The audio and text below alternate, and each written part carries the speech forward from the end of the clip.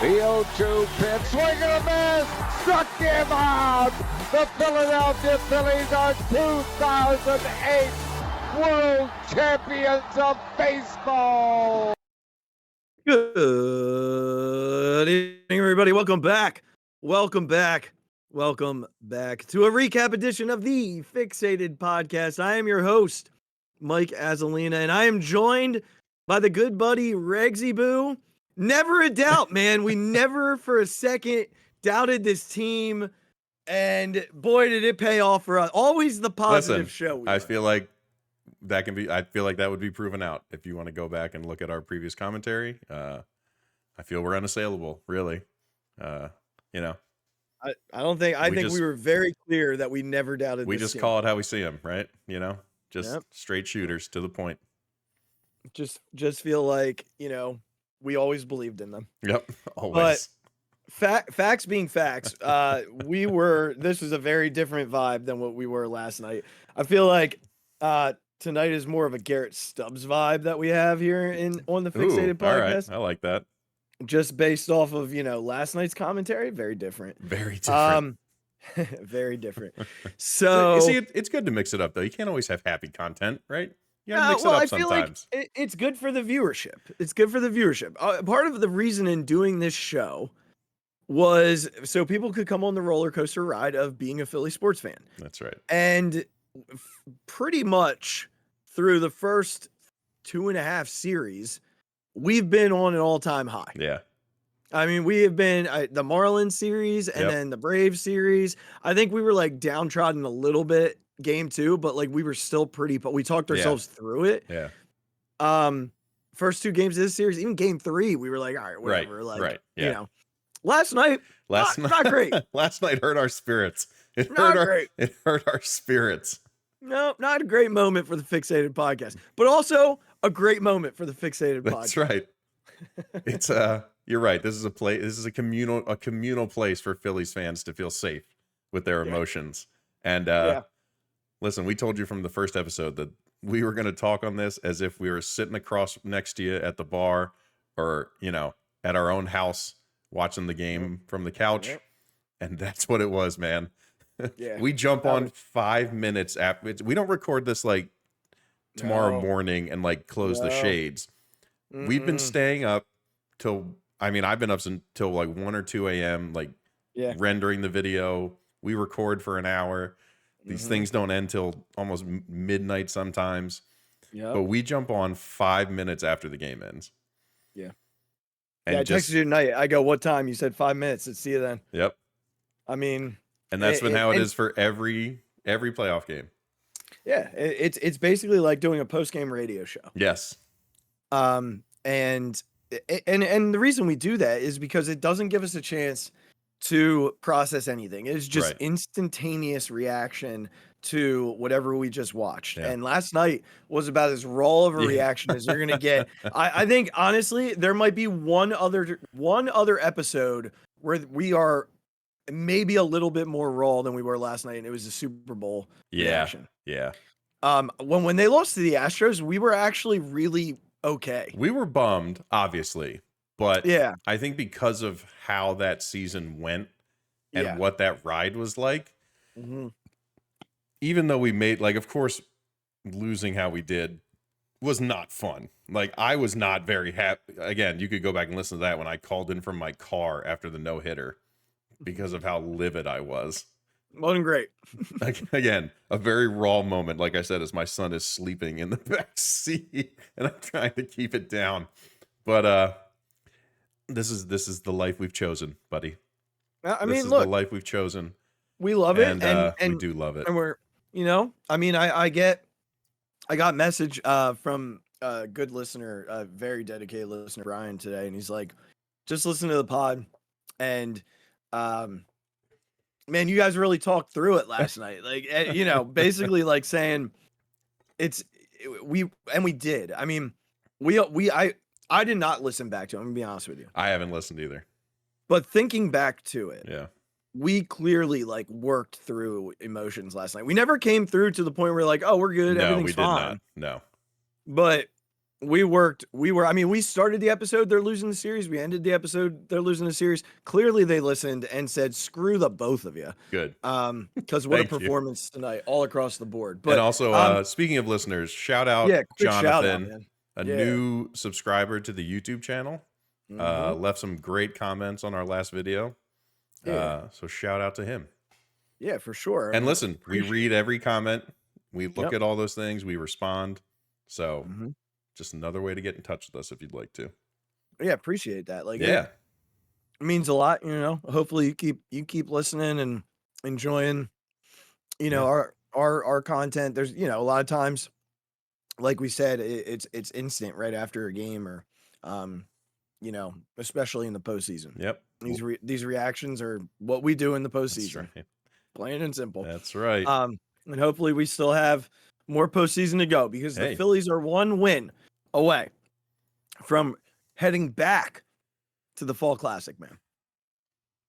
Quick side note, we also hit 60 subscribers on the YouTube channel, which is awesome. Look at us. So, look at us. Look at us. Us and the Phillies. Bouncing right back. Phillies. Just doing what we're doing. That's right. I mean, I think this conversation starts and ends with one Zachary Wheeler. Jesus. I mean, if you ever had a question, I don't know who still has this question, but if you ever had a question about what does an ace look like, Zachary Wheeler. Yeah. Listen, really good tweet tonight that I want to pull out because you mentioned him right off the bat, which you very well should have. This is unbelievable to me. 31 different pitchers all time have signed contracts of $100 million or more. Zach Wheeler might have been the best value signing of them all. 5 years, $118 million. There are 41 active players on larger contracts. Look, I'd have to look at the list of the 31 pitchers that have signed a deal of $100 million or more because there's some damn good pitchers on that list. But in terms of value, Zach Wheeler is all like so the Tommy John set him back like 2 years, and this is why I keep telling people that the whole thing with Andrew Painter, like breathe, take a breath, right? Like do it now. Yeah. And if he turns into anything like Zach Wheeler, well, yeah, jeez, we are about as fortunate as you can possibly be. Yeah.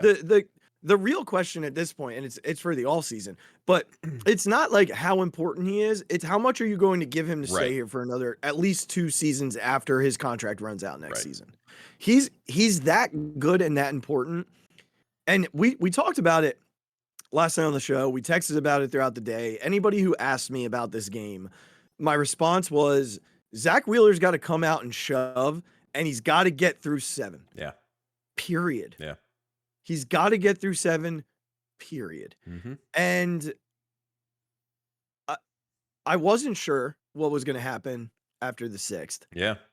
And I wasn't sure what was going to happen after the leadoff home run in the 7th.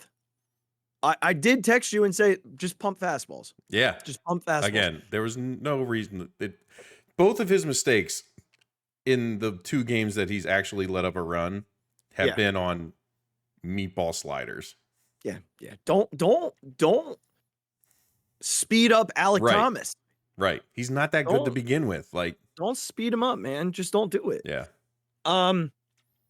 But he settled in after that and got 3 really quick outs against he got Longoria to pop up. Yep. Perdomo, who's a pain in the ass. Seriously.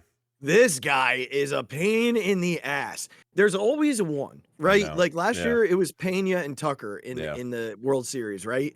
But man, this dude is a pain in the ass. Know. Good God. So yeah, I one more thing about Wheeler. Adam sent this to us, so thank you to Adam for sending this text or tweet my way. Anthony Tacoma. The last tweet was Corey Seidman. I just want to make sure that I shout that out. Anthony Tacoma, starting pitchers with more than 60 career postseason innings, at least a strikeout per inning pitched, a sub-1 whip, walks, hits per innings pitched, and an ERA under 2.5. Bob Gibson and Zach Wheeler. That's the list. I mean, multiple times on the broadcast tonight, they mentioned that Wheeler's the ace of the aces in the postseason. And Reg's like, there's some good pitchers still remaining, right? Like, absolutely. I mean, obviously Jordan Montgomery, like, is what he is. Zach Gallen, the Phillies have, gotten to him a couple of times now. Justin Verlander's still hanging out. Yep. Framber Valdez is still hanging out, Yep. right? These dudes are good pitchers. But I think, and I might be, this might be way off base. Some people might think I'm crazy for saying this, but when I think back to the whole playoff bracket, I think he was the best ace anyway. Who's the biggest argument? Strider? Yeah, that was my immediate first thought. I'm trying to think through the rest of the teams. He's the best argument. The Orioles? No. Yeah, no. Dodgers had nobody. Twins had nobody. No. Right? Dodgers, no. Marlins, no. No. Diamondbacks again. Gallett's fine. Oh, yeah, Brewers, maybe Corbin Burns, maybe. If you're just talking like overall career, you know what I mean? Like Corbin Burns has been a very good pitcher. Yeah, and obviously he's probably third. Strider's, yeah, still really really good. I mean he's easily in the top 3 of I think without a 7 question or 6 teams. I'm sorry. Yeah, without a question. 6. What am I talking about? 6 teams. Good God, it's late. Yeah. But yeah, man, there's you can't say enough about Zach Wheeler and what he did tonight to this lineup. One pitch, that was it. I don't think.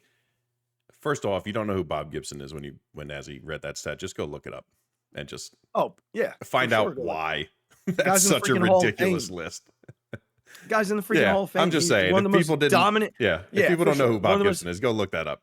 One of the most dominant pitchers in baseball history. And it can't be understated what happens to this team if Zach Wheeler doesn't do what he does. Yeah. I don't think it can be. We can't talk about it enough. What him getting through 7 innings with 1 run allowed this team to do. It's I get it, the home runs, and obviously the offense putting them up by 5. JT's home run was enormous, like crazy big to score more runs there. But none of that matters if you have to go to your bullpen in the 6th inning or the 5th inning. None of that matters. Yeah. What he did allowed them to win this game. That's it. Flat out. They don't win the game if Zach Wheeler doesn't do what he does. That's it. Yep. End of story.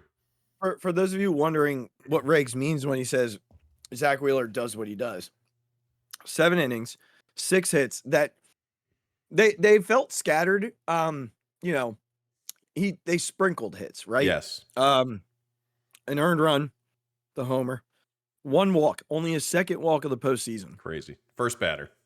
And it was a pitch that early on was a strike. Yes. Not for the Phillies. No. I can't wait to see this one because they got no calls. They got nothing tonight. Nothing behind the plate. Why are these people in the playoffs? I know. And then the homer. And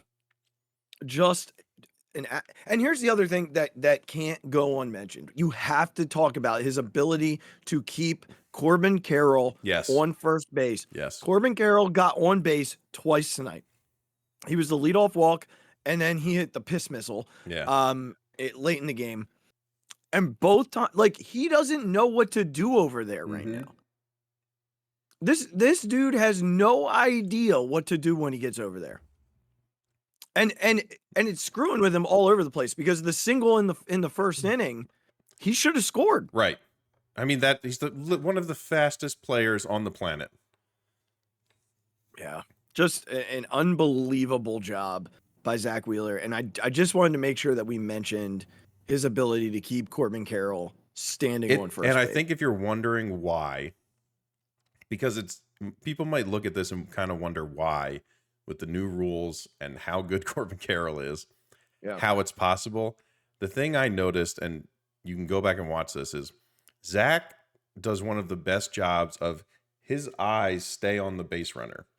Mhm. Like he doesn't take like a glance back to the windup, glance back to the plate. He's sitting there like this, watching Carroll the whole time, and then he either goes into the slide step, or he takes his usual, but he mixes it up. Yep. And then I thought the broadcast actually made one of their good points is that when he tends to miss, he misses high, which for a catcher allows them to already be standing up, which again, you have to think about when you're trying to take a base. Like, it was just a fantastic job. And I, you mentioned this. You mentioned the looks, but he varies the looks. Yes. It's not one look right. to the plate. You can't it's sit not on two it. looks Right. to the plate. Yeah. It varies every time, and he varies his timing to the plate. Yes. And with the missing high, the other thing is that nothing he throws is below 92. Yeah. So when you think about dudes who like to run with two strikes, they run with two strikes because it's breaking ball count. Yeah. It's a changeup count, Right. right? It's off speed. He's not throwing anything slower than 92. Yeah. Which is still, with JT's pop time, it really harnesses a runner at first base. So just again, not enough can be said about Zach Wheeler. When you think about, and here's the other great piece to this. Zach is on regular rest should they advance. Like, he will start game 1 of a World Series. Like, not enough can be said about what he did tonight to put them in a position to go back home, needing 1 win in 2 games in one of the best atmospheres in baseball. Yep. And with a guy who arguably has outpitched him in the postseason, towing the rubber for them. So great job by Zach. I want to stay on the pitching just for a moment. Yeah. We're not going to talk about the 9th because it was a little messy, and I'm not quite sure what Topper's, again, whatever. Topper, I just need you to figure it out. But can we just have a quick conversation about Jeff Hoffman? Yeah. This dude has had one pitch all postseason that we scrutinized, but otherwise, this guy. And it wasn't like it was a meatball. Like, No, Riley just went and got it. Yeah. It's a strong dude who made it, who put a good swing on a ball. Right. It's been unbelievable. So the journey of Jeff Hoffman, I want to make sure everybody understands. Scrap heap pickup, right? Yep. A DD, like, let's see what happens, pickup. When Bryce Harper was getting ready to come back in May, end of April, beginning of May, he was doing live batting practice, and they were calling pitchers up from the minor leagues to pitch to him. There was, like, I don't remember the amount of days, 2 or 3 days before Jeff Hoffman's release, he was up there, and they were just bringing him there to throw to Bryce. And Bryce walked off the field after BP and said to, I don't know if it was Topper, Dombrowski, a mixture, both, freaking, maybe he said it to John. Right. I don't know. Who knows? But basically looked the front office in the eye and was like, why is this dude not on the roster? Yeah. What are we doing? And again, GM Bryce Harper nails it. Because this guy has been absolutely tremendous for this team. You cannot say enough. We didn't talk about it last night in from the perspective of, like, what a job he did, because we were so mad. Right. But what a job he did last night. Yeah. And then tonight again comes in, and it was a 6-1 game, but needed to get to the 9th. Exactly. 6-1. Yep. You had to. So who do you go to? You go to your dude. Yeah. You've got 2 dudes out there right now. And one, you needed him to sit there tonight. You needed him to sit there tonight. But I can't emphasize enough how good Jeff Hoffman has been for this team. Yeah. Like, his ability to come in big spots, his ability to come in clean innings, in innings where there are runners on base, in innings with 2 out and a runner on base, in innings with a runner on third and 1 out and not allow him to score. Regz, I don't know the last time we had a fireman like Jeff Hoffman. I truly, maybe Sir at last year. Yeah. Like, in terms of a righty. Yeah. We've had some, we've like, and even Jose came around last year. Yeah. But like even those guys, I don't know that they made the pitches that this dude is making. Yeah. At the level he's making them and the consistency with which he's and making in the them. situations that he's doing it. Yeah, Like it's been I don't unbelievable, man. You can't really say more. It's like the dude has just been absolute nails. Yeah. And I wanted to make sure we mentioned it. And given where like he started this season, it's absurd. Yeah. But like, look, it's a testament to that guy working his butt off. Also, let me also, even though I've been ripping him recently on the last 2 episodes, it's also a testament to Topper and the coaching staff, because he's talked at length about how he didn't feel like they believed in him in Cincinnati. Yeah. And they didn't give him opportunities. And he said that Topper and this staff, Caleb Cotham and you got to mention Cotham. He's like has believed in him. Yeah. And it does feel like every time Caleb goes out to have a conversation, like they get an out. Yeah. Every time. So I wanted to take a moment and just hat tip Jeff Hoffman. Because you're exactly right. You have to get into the 9th inning with this up 5. Yeah. Yeah. The way this Diamondback team can claw back into a game, you don't go into the 8th putting somebody out there in a 5-run game, because a bloop and a blast, and it's now a 3-run game. Yep. And Lord only knows. And we're back to yesterday. And then you got to use Jose. Yes. So this way you don't have to use Jose, and now he's got 2 days off. Yep. Obviously they've used Hoff a lot. Yeah. So and then going to Sir Anthony was a little confusing, but we'll see. At the end of the day, the pitching got the job done. Thank you, Zach Wheeler. Goodness gracious. 99 pitches, 7 innings of just pure dominant baseball. Yeah. On the other side, they face a guy who is a really good pitcher in that stadium. And Regz, I have to just say this. I feel like a lot of people could be a really good pitcher in that stadium is so stupid. Dude, I just for a second need to talk about the ball that Nick Castellanos hit. Ball. There was no doubt in my mind that ball was gone. When a center fielder puts his head down and just starts running as fast as he can. And puts his back to the infield. Exactly. That's what I mean. Completely turns around. Alex Thomas, as soon as he saw it, was like, shit.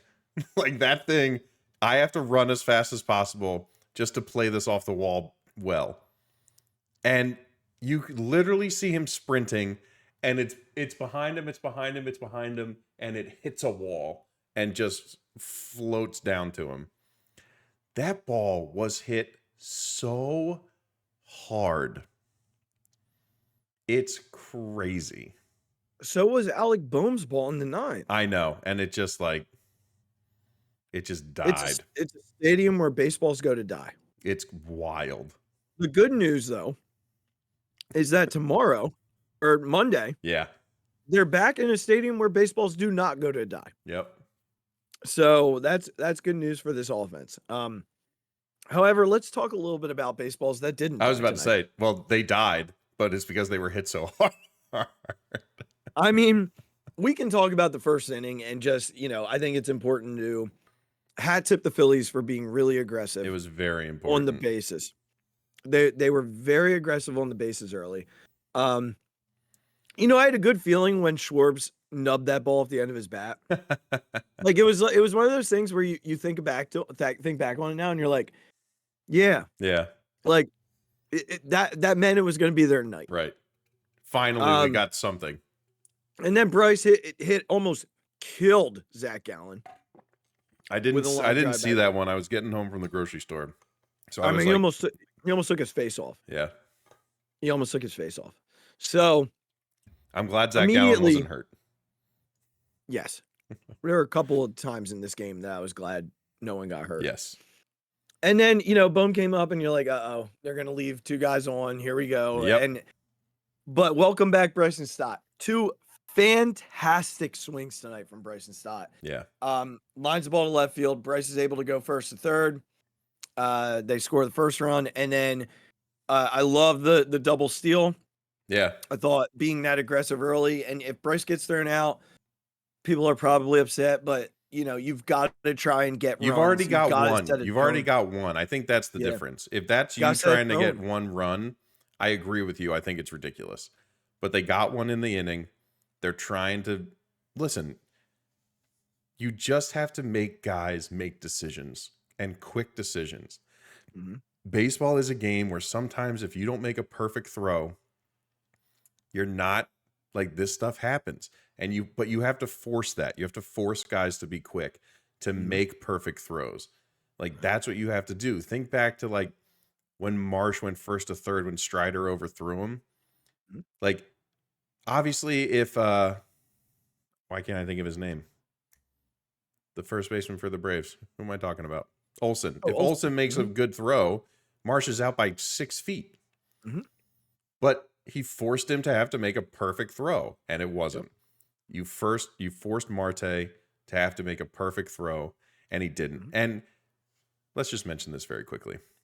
To the idiots on the internet who think Bryce Harper did this on like slammed into Moreno on purpose, look at the top angle they showed and look how Moreno did nothing wrong either.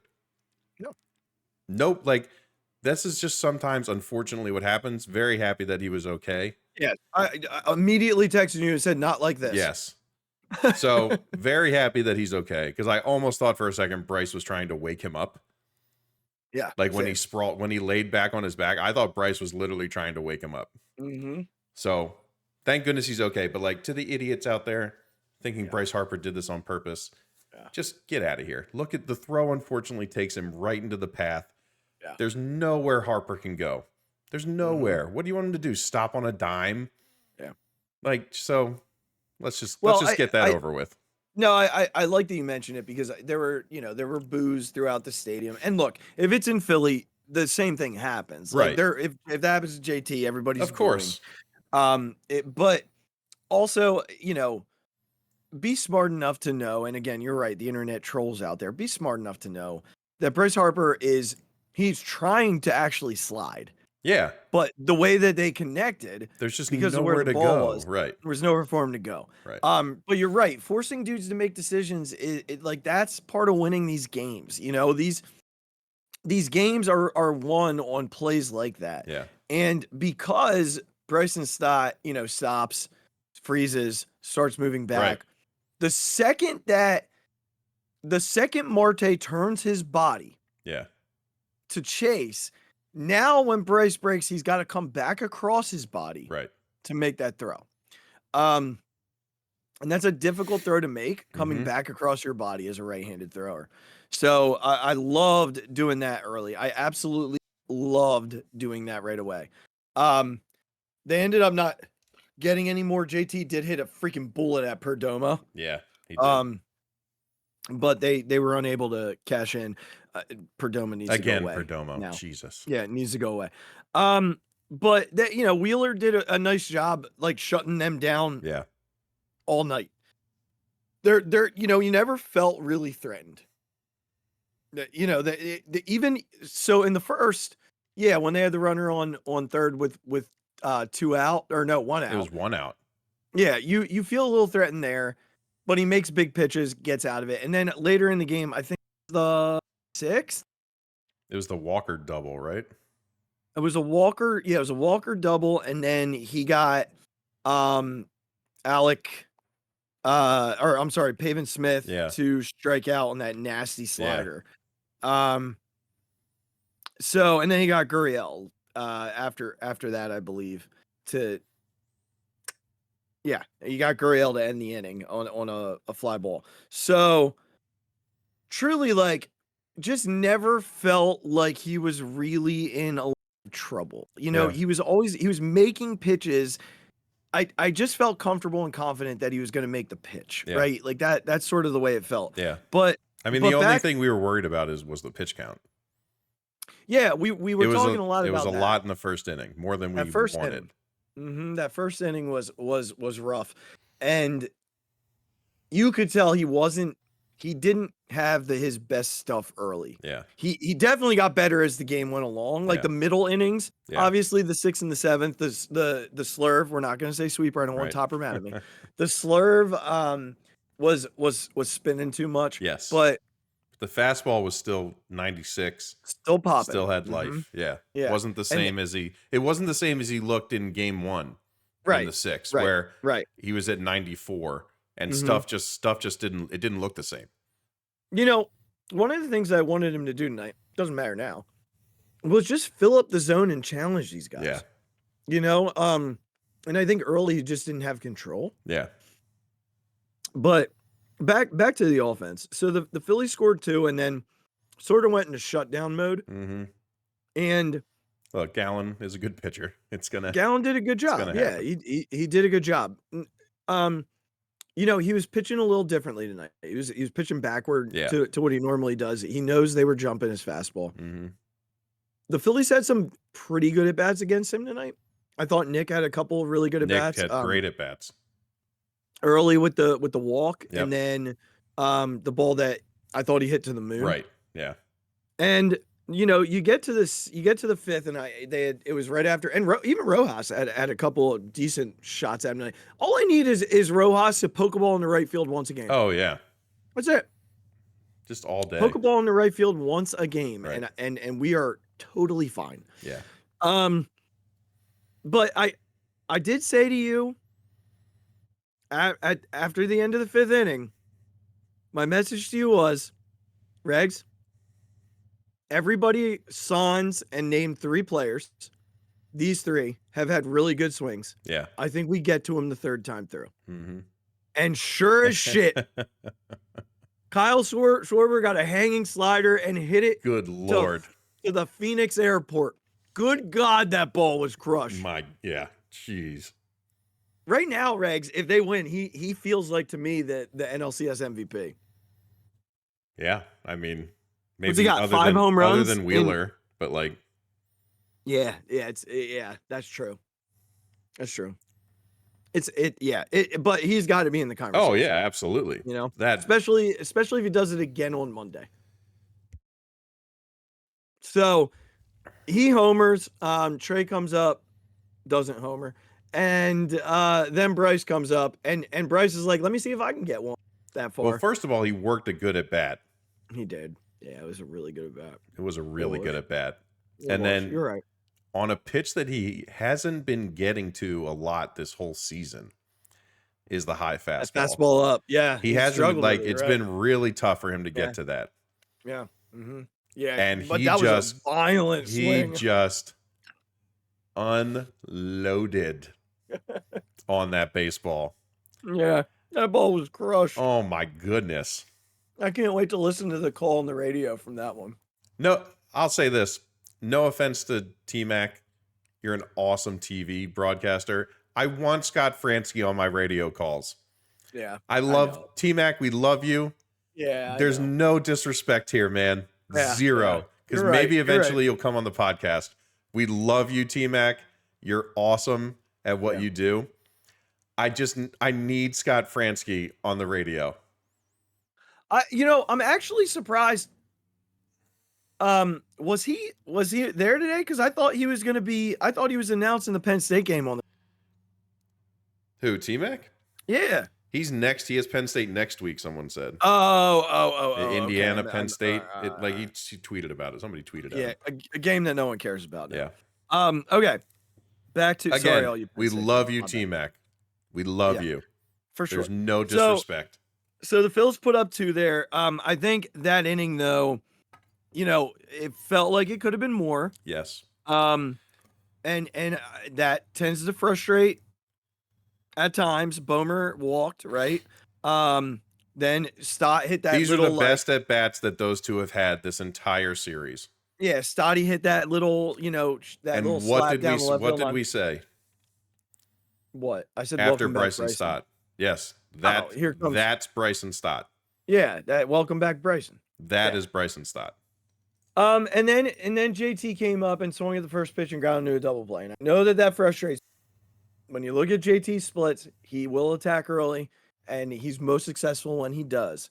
And then he made everybody else eat their words later. So then in this, well, I don't even mean just you. If you looked at Twitter, people lost their damn minds.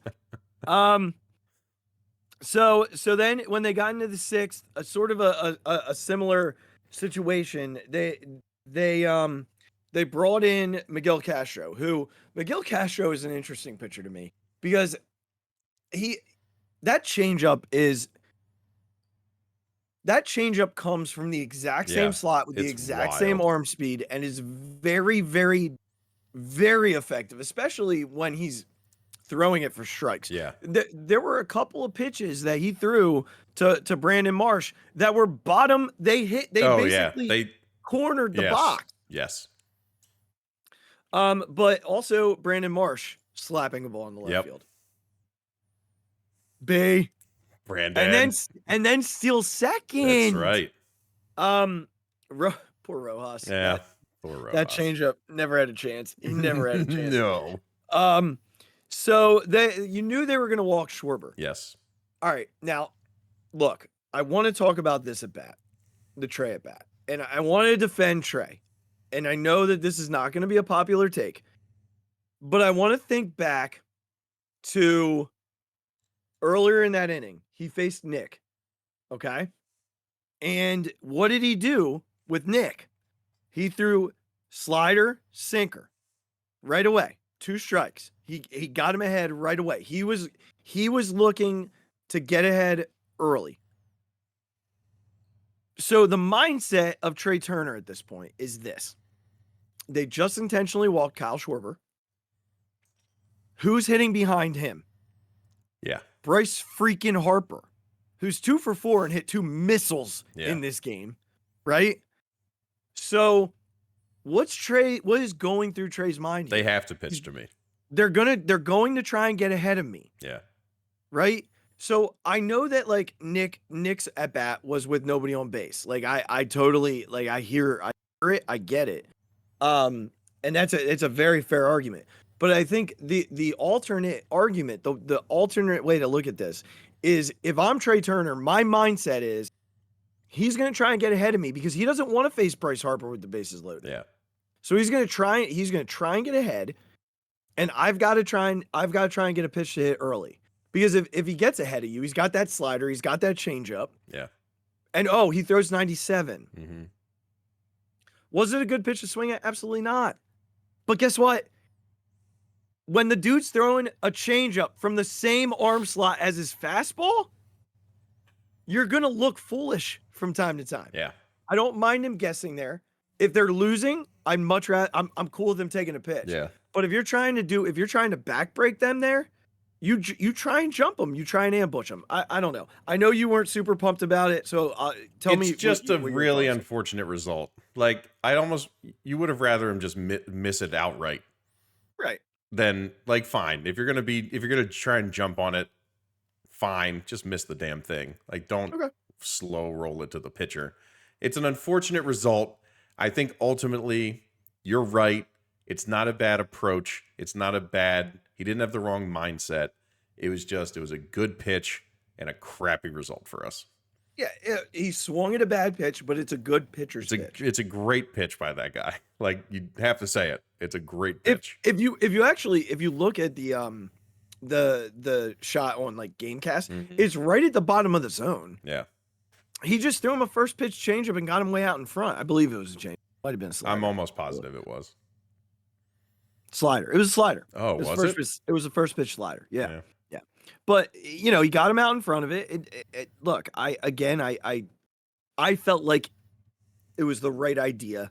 He just made a better pitch. Yes. And that happens because it's baseball, and this is a good reliever. Like he's a good reliever. He is.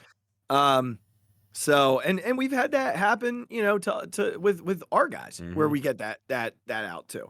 All right, so then this was the inning where it got a little dicey, right? He gave up the home run. Bryson Stott made a tremendous play to get Perdomo out.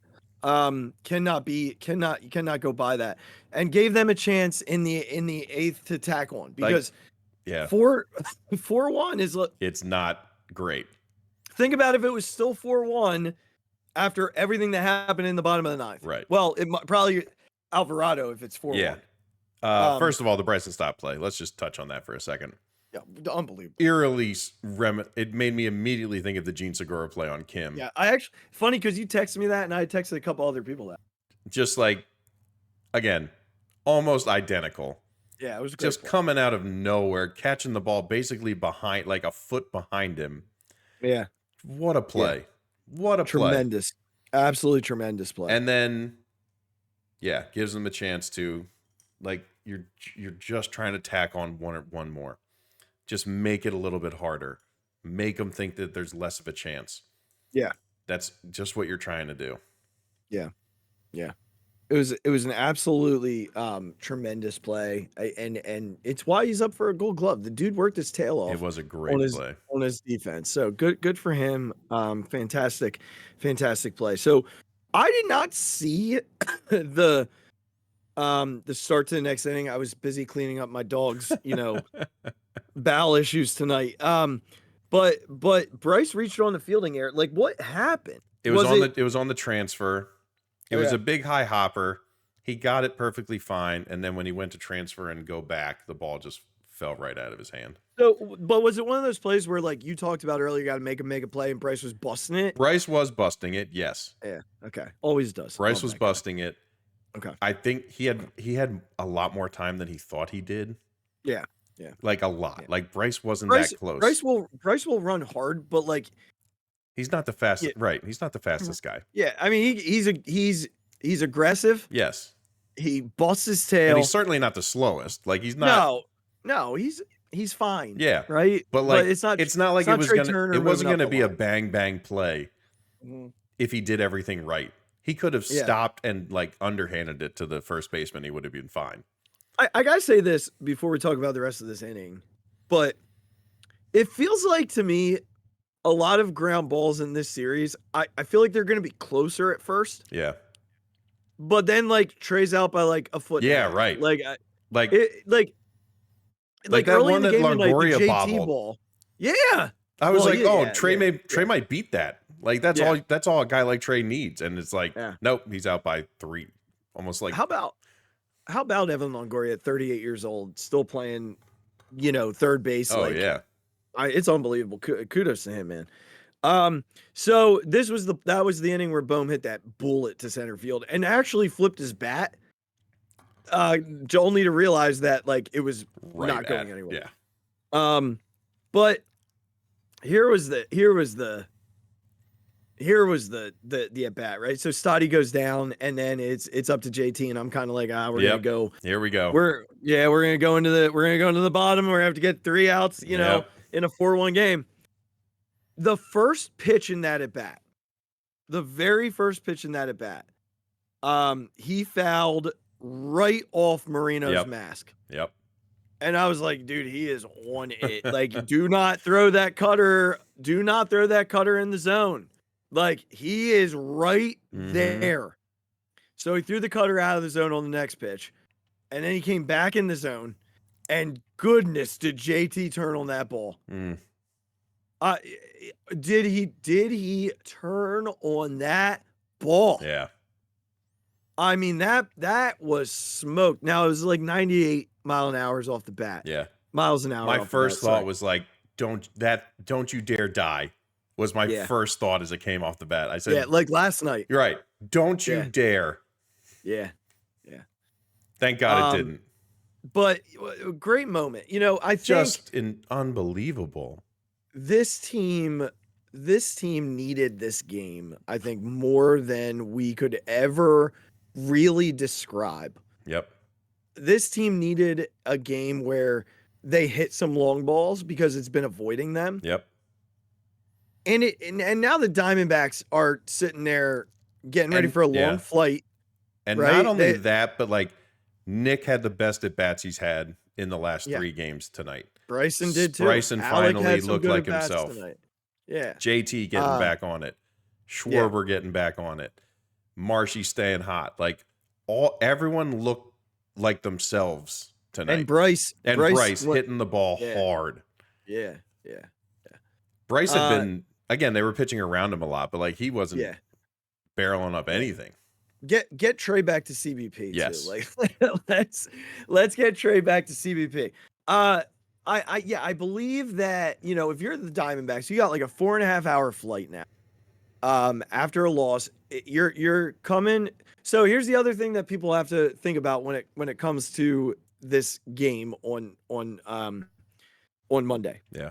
Is, you know, they're coming out of their safe haven, their dome that they're protected in. Their bubble. Their little bubble. Where baseballs don't go as far as they should. They're coming to a stadium that they now know. And look, it's pretty fitting that's Merrill Kelly, because he was like, you know, he did the whole they weren't supposed to hear it thing. Yeah. So you took it out of context. Merrill, the whole quote is out there. Right. Like, it's what not was out of context? It's not a snippet of it. No, what was that? There was a 2-minute answer. Yeah. There was no we cut here and there. Yeah. Like, you said what you said, Merrill. But Monday's weather, just so we're all clear on what Monday's going to feel like. It is a high of 62 during the day. It's going to drop into the mid 40s. If the game starts at 8 o'clock, it's going to be in the 40s. Yeah. If I'm the Arizona Diamondbacks, one thing I'm not excited about is playing at Citizens Bank Park. That's one. 1A is playing at Citizens Bank Park in 45 degree weather. Yeah. Now, if it's at 5, it'll probably be, you know, it'll be like floating in the 50s and stuff like that. But like, I got to tell you, man, I would not be super excited. Once that sun goes down, man. Yeah, I'm looking right now, and okay, yeah, at 8 o'clock, it's good. It would be in the low 50s. Yeah. But then drops it drops to 50 at 10 o'clock. Mm-hmm. If they start at 5, it's going to be 60. So, yeah, I think for it just there's a big difference between playing like a really comfortable 85 degree dome, and having to come play in that kind of weather with that kind of crowd. Yeah, they're gonna be ravenous. Yeah, so the offense, it's good because like when you think about game 1 or game 3, the offense was silent, right? Yes. Last night you started to see it come around a little bit more, a little bit more. Tonight they're back. That was them. Yeah. Tonight they're back, and there's a lot of confidence now stewing in their minds. Yep. And Merrill Kelly, I don't know if it was Frank Core or the idiot Darling that said it. Merrill Kelly's got to pitch the game of his life. Yeah. On Monday night in a very difficult place to do that. Now, I was actually more impressed by Kelly than I was by absolutely by Gallen the first time around. Mm-hmm. But something to be said for Gallen was still pretty good in game 1. I feel like they had better swings on him tonight, especially the third time through. Yeah. I'll be curious to see what Kelly's approach is, how much he changes. And had they ever seen Kelly before? Like this year? Yeah, he pitched. Yeah, he pitched against them. Did he? Okay. I think he pitched against them. I didn't even remember. I think he pitched against them in Philly. Yeah, I don't even. I'm going to check. But like, how do you while I'm doing that? How are you feeling about sort of, you know, where they are offensively and heading back home? I just think even if they had won the game 4-1, the at-bats and the swings and the contact tonight was the big, outside of Zach Wheeler, is the biggest thing that happened, is the biggest positive to take away from this. If you want to like encapsulate it in 2 at-bats, Nick Castellanos spitting on every breaking ball low and outside in his first at-bat. It was big. Not even check swinging at him. Just like, I saw that out of your hand and I'm not going there. Mm-hmm. And then Bryson Stott with 2 strikes, slapping the ball to left field. Yeah, that's the big one, man. Those two things.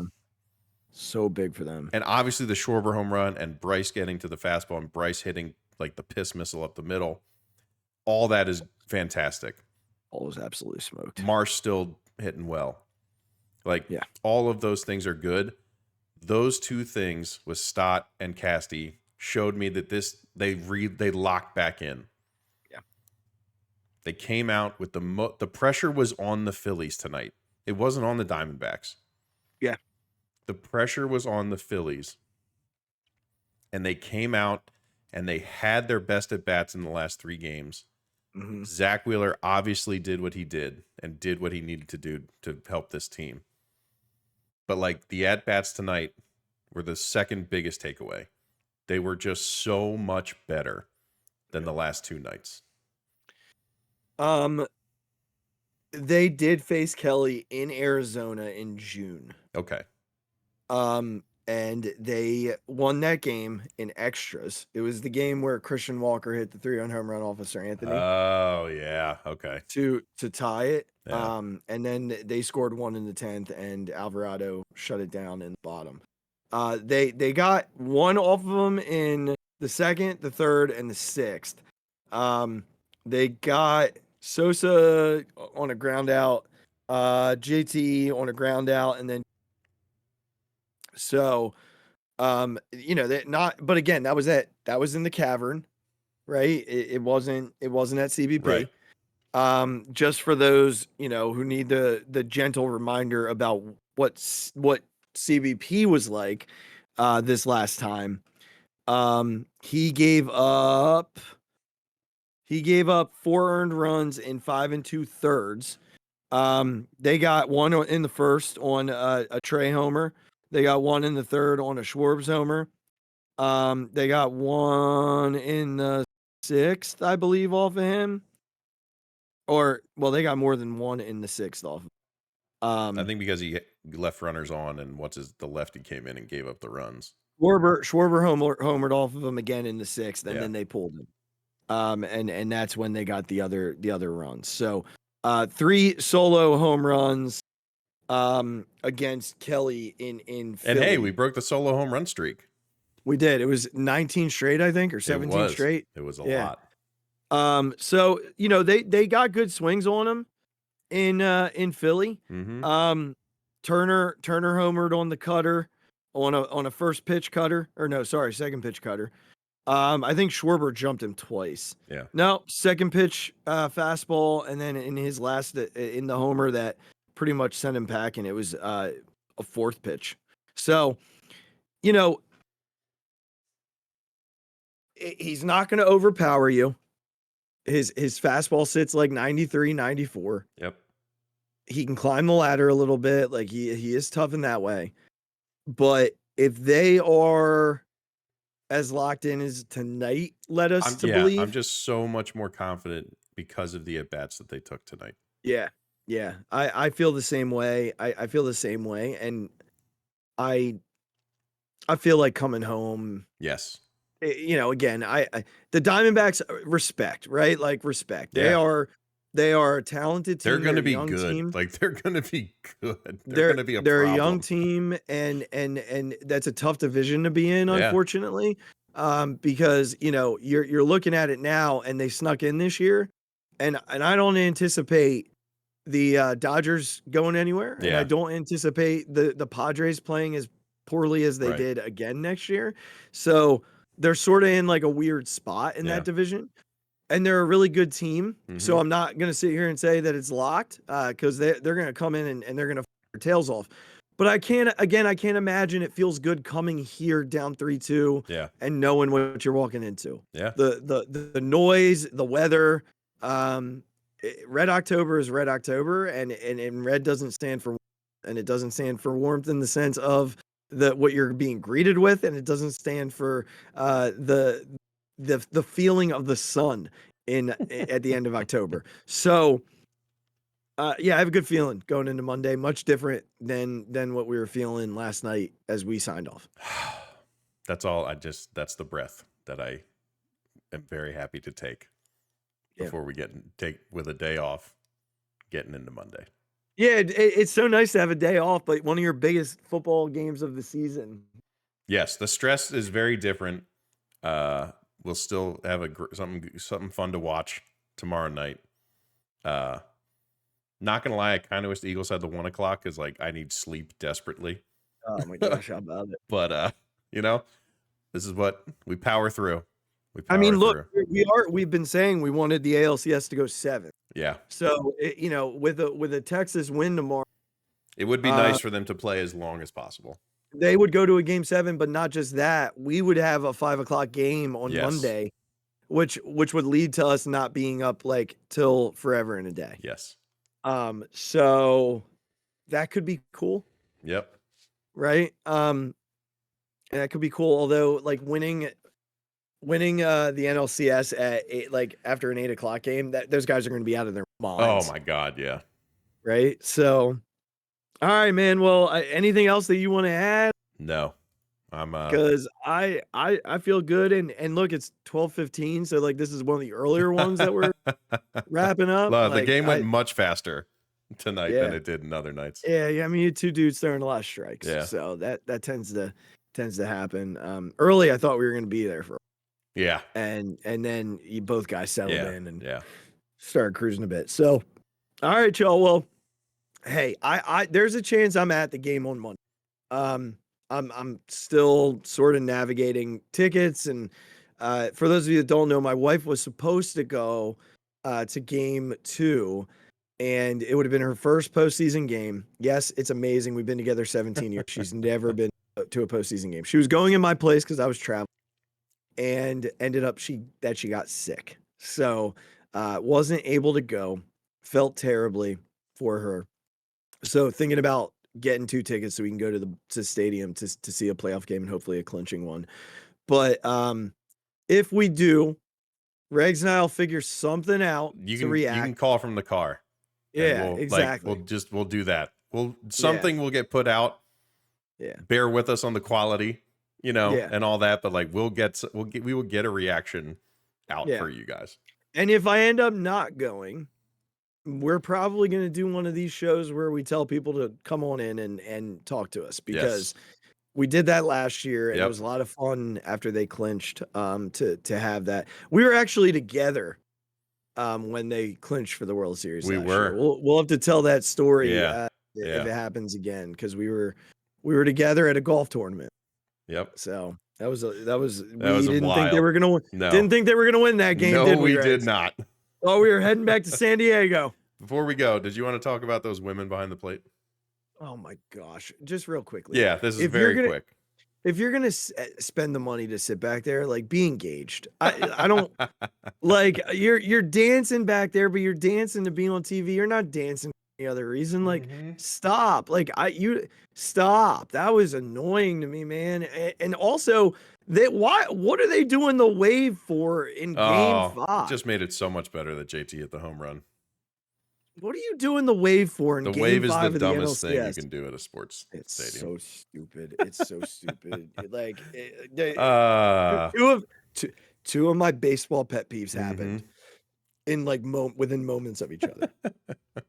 The wave and people being disengaged in a playoff series. I texted Andrea, and I was like, the Diamondback fans are doing the wave down 6-1 in the 8th inning. If the Phillies were down 6-1 in the 8th inning of a game 5 tied 2-2, their fans would have been already walking to the bridge. Yeah. Like, ain't no one doing the wave at Citizens Bank Park if they're down in this situation. Yeah. So kudos to Diamondback fans on that performance. All right, y'all. Well, hey, thanks for hanging out with us. We will be back one way or another on Monday. We'll be back one way or another on Monday. That's right. Hopefully we'll set up for Thursday to have a preview of the World Series. The World Series starts on Friday. Is that right? You would imagine it's Friday, Saturday to avoid football on Sunday. I believe it's Friday, Saturday, off Sunday, Monday, Tuesday, Wednesday, off Thursday, Friday, Saturday. Yes. Pretty sure that's what it is. So our show on Thursday night will hopefully be a recap of an Eagle win, a recap of we'll do a Phillies clinch before that, but a preview of a Phillies World Series. Yeah. That is the hope. That is the goal. Phillies, don't screw this up for us. No, I believe in them. I believe in them.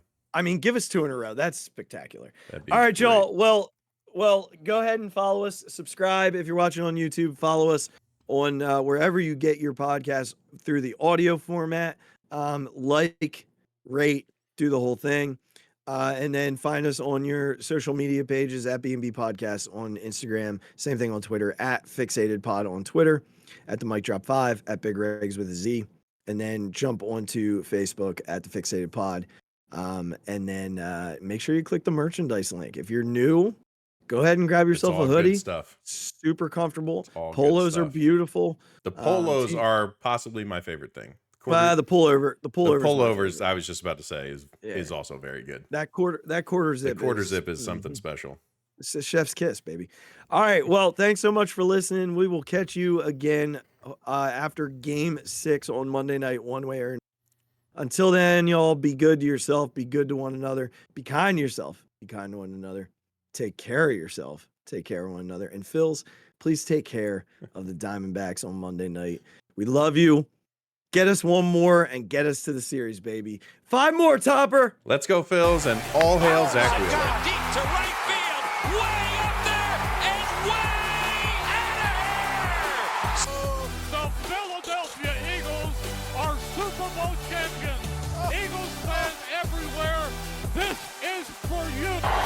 The 0-2 pitch, swing and a miss, struck him out. The Philadelphia Phillies are 2008 World Champions of Baseball.